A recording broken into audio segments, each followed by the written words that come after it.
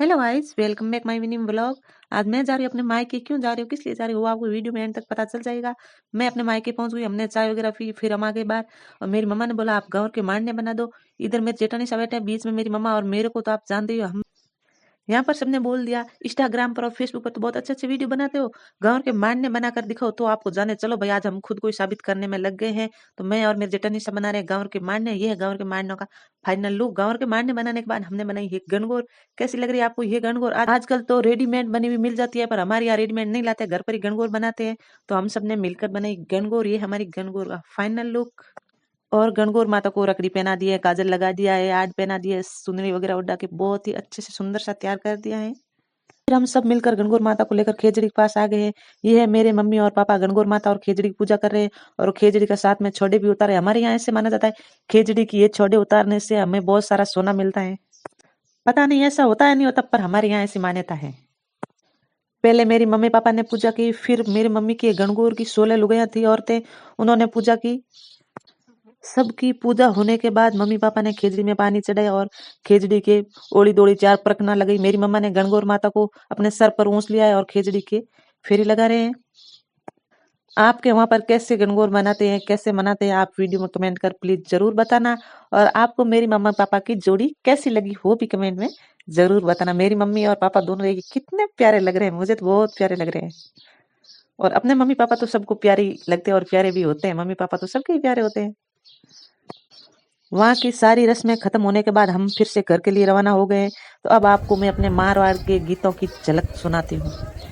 हमारे यहाँ पर गणगौर में ऐसे ऐसे गीत गाए जाते हैं। वहाँ की रस्में वगैरह खत्म होने के बाद हम फिर से घर के लिए रवाना हो गए। आगे आगे मेरे मम्मी पापा चल रहे हैं और बाकी की सारी औरतें पीछे पीछे चल रही हैं। यहाँ पर भी औरतें रास्ते में भजन वगैरह करती है और पीछे पीछे चलती रहती है। फिर मैं आई बाहर टेंट में, मम्मा ने बोला बाहर जाकर देख के यार सारे मेहमान है वो अच्छे से खाना वगैरह खा रहे नहीं। और गणगौर का उजावना भी था और हमारे यहाँ पर साथ में संगत भी थी, तो संगत के भी थोड़े बहुत आप भजन सुन लीजिए।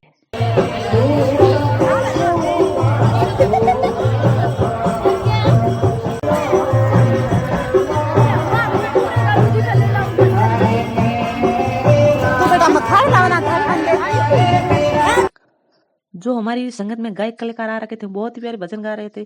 मेरा तो मन कर रहा था मैं सुनूं, पर क्या करूं, अंदर काम बहुत है। मम्मा बोल रही फटाफट बाहर जाकर देख के वापस अंदर आ, बहुत सारा काम पड़ा है। और फिर आ गई मैं घर के अंदर, बाकी की रस्मों में लगी। मेरे हाथ में ये जो थाली दिख रही है, इसके अंदर ये भोग है, ये चढ़ेगा गणगौर माता को। और मैं ठहरी अपने घर में सबसे बड़ी, और आपको पता है घर में सबसे बड़ा होता है उसके कंधों पर बहुत सारी जिम्मेदारियां होती हैं। यहाँ पर भी सबसे पहले मेरे मम्मी पापा पूजा करेंगे, बाकी सब वाले बाद में पूजा करेंगे। जो मेरी ताऊ जी की बेटी है, ये है मेरी मम्मा की जेठूती, वो है मेरे ताऊ जी का लड़का, मम्मा का जेठू था, वो है साकिया जो साग भरता है वो। ये दोनों भाई बहन यहाँ पर पूजा कर रहे हैं, गणगौर माता को ये गिनगोले चढ़ा रहे हैं। पूजा वगैरह होने के बाद इन सबको खाना खिलाया। अब बारी आ गई साग की। साग भराने की मेरी मम्मा ने इनको अपना सारा सामान दिया और इनका हल्का सा कान पकड़ा और बोला मेरी साग भरेगा तो कान छोड़ दूं, नहीं तो जोर से पकड़ूं। इन्होंने बोला नहीं चाची आपकी साग मैं भरूंगा। फिर ये दरवाजे के आकर खड़ा हो गया है। यहाँ से सारी औरतें निकलेगी तो अपने हस्बैंड का पहले नाम बताएगी, फिर यहाँ से बाहर जा सकती है, नहीं तो नहीं जा सकती है। तो सबसे पहले तो मेरी मम्मा की बारी आई, तो मम्मा नाम बताने के लिए आ गई। देखो मेरी मम्मा नई नवेली दुल्हन की तरह कैसे शर्मा रही। मम्मा ने बोला मुझे शर्मा रही। हम सब ने बोला मम्मा आपको नाम तो बताना पड़ेगा। फिर मेरी मम्मा ने मेरे पापा का बहुत ही प्यारा सा, बहुत प्यारे प्यारे शब्दों में मेरे पापा का नाम बताया। फिर मम्मा तो यहाँ से बाहर निकल गई और फिर बाकी वाली औरतों ने सबने नाम बताया, वो भी